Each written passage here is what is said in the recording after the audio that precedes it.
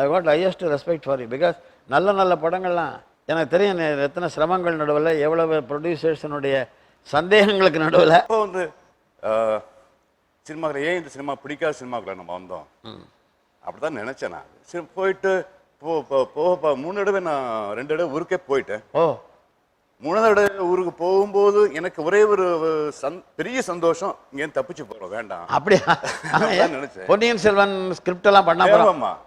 கொடுத்த வேலையை ஒழுங்கா செஞ்சேன். அவருக்கு அவ்வளவுதான் திருப்தி. அதுக்காக அரமனசோட நான் இந்த காரியத்தையும் நான் செய்ய முடியாது செஞ்சுட்டேன். நான் ஊருக்கு போறேன்னு அப்படித்தான் அவர்கிட்ட சொன்னேன். ஐயோ நீங்க போகக்கூடாது, நீங்க ஒரு கதை ஒன்று சொன்னீங்க, அதை எழுதிட்டு இருக்கும்போது ஸ்கிரிப்ட் ஃபார் பொன்னியின் செல்வன், அதை நீங்க அது அப்போ ஒரு கதை சொன்னப்போ அது கதை ரொம்ப பிடிச்சா நாடகம் எழுதி கொடுங்க. ஸோ இப்படி அது முடிச்சதுக்கு அப்புறமும் நான் நாடகம் அரங்கேற்றம் ஆகலை. அப்புறம் த்ரூ கேர்பலன் அவர் ஒரு போஸ்ட் ஆஃபீஸ் ஃபோன் வந்து உடனே புரட்டுவாங்க, சின்னவர் உங்களை வர சொல்றாருங்க.